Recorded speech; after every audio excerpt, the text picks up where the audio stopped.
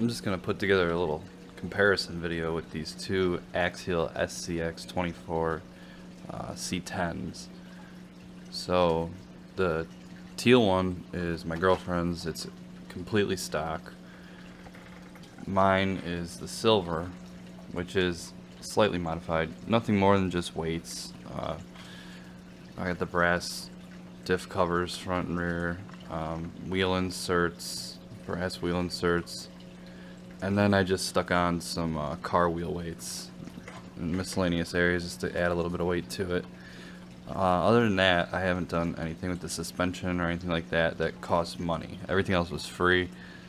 I removed the little light bar off the top of mine just to keep it a little lower profile, and also I took the front bumper off to give it a little more ground clearance and a better approach angle.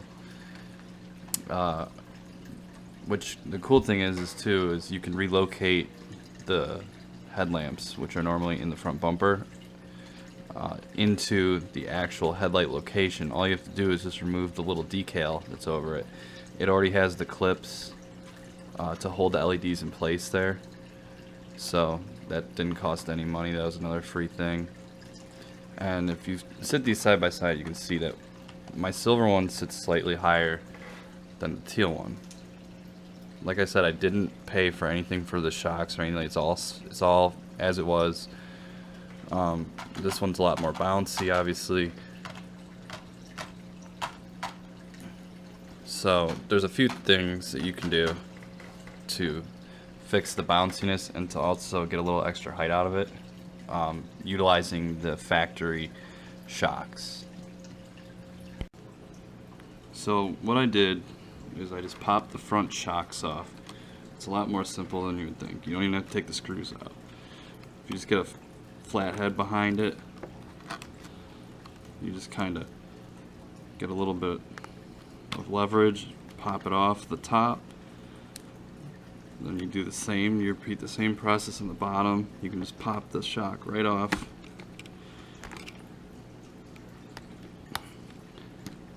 Alright, I'll show one shock, and that way you kind of get an idea of what to do.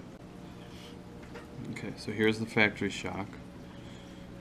Once you pull that off of the vehicle, you can just pull the metal spring back, hold on to the shaft, and then you should be able to twist off the bottom of this shock mount.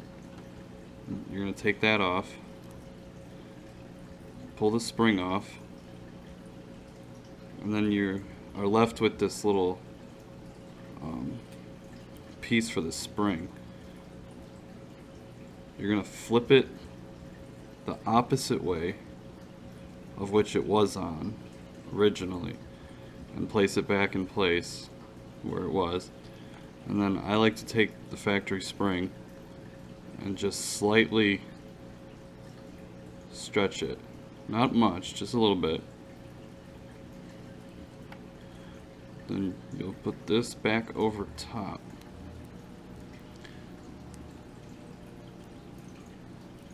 And then you gotta kind of compress the spring again and pinch it back.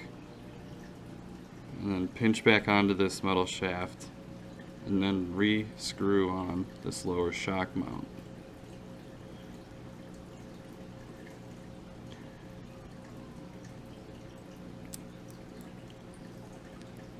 And then at the same time, while it's off, you can unscrew this top cap, like so. And inside that hole, I take a Q-tip that I cut the tip off of, and then I use just like basically a bearing grease, like an automotive grease that I would put in like my trailer wheel hubs, and I just a little tiny dab inside that hole, and then you would thread this cap back on,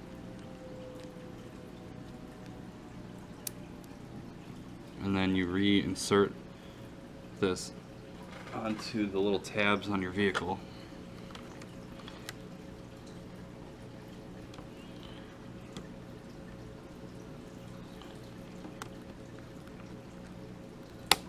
Okay, there's one clipped in.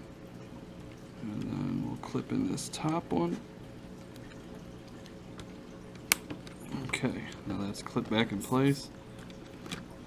And you're already gonna see, just from one, just from doing that one in the front, you can already see there's the height on the one I just did. Now I didn't put the grease in, so it'll still be a little bit bouncy. And then here's the opposite side, how it was sitting originally. So if you take a look at that, I'll flip it back around. Now look at that. So now you're gonna get a little extra height, because these C10 ones kind of did sit a little low in my opinion, and they have that smaller tire than the Jeep did that I have. So this should help get over a little bit taller of an obstacle without getting hung up. And if you want to see, here's the little, what I was talking about with the lights, how I removed them out of the bumper.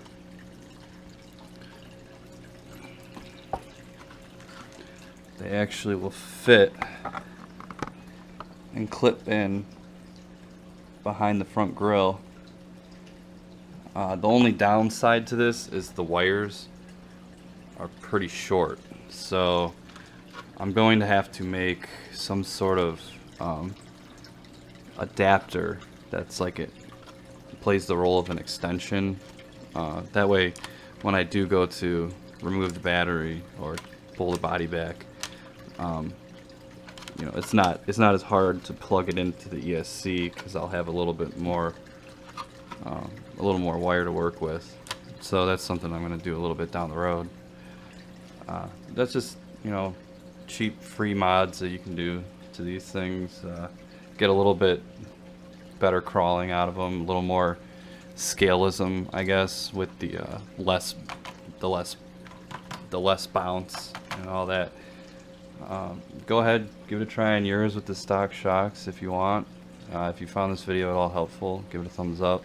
I appreciate it. Subscribe.